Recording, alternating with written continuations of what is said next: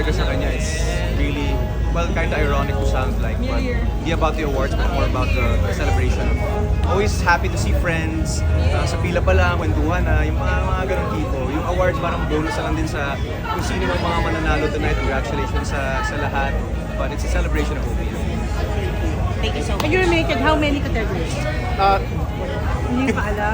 Pero how are you? Ang dami yung project ngayon ni Casey. Sunod-sunod yung mga Super project. happy kami kasi ngayon parang we're having a major concert next year in Araneta. Yung ginawa ko this year was my concert. Next year we're doing TJ and KZ.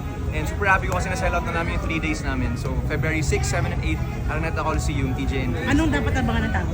Nako, yung kaming dalawa.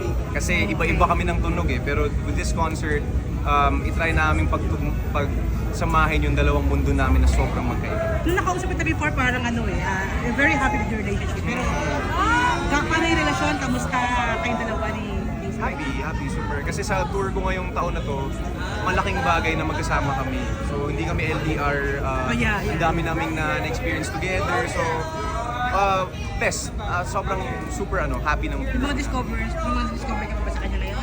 meron naman pero hindi naman super bago kasi bago kami naging mag-asawa, best friends kami. So, Really. Yeah. Importante yun. Basta lang, so ang baby muna, wala muna. wala muna sa ngayon. Busy no? Busy muna. Pero kung darating, Kung darating, thank you Lord. Ikaw na po bahala. pero kung wala pa, Kung wala pa, okay lang. Hindi siya malaking bagay. Hindi siya basta lang, secret for a happy relationship, for happy marriage, ano pwede mo siya? Ano yun? Sikreto para sa isang masaya kasama. Mahalin mo yung asawa mo ng tunay, mahalin mo yung mga magulang mo at mga magulang niya. Yun, share your blessings to everybody. Maraming swerte. Thank you. Christmas plans, family, uwi kami with family. Yan lang muna. Doon ka muna. Kumusta po? Maraming salamat. Picture, pwede picture.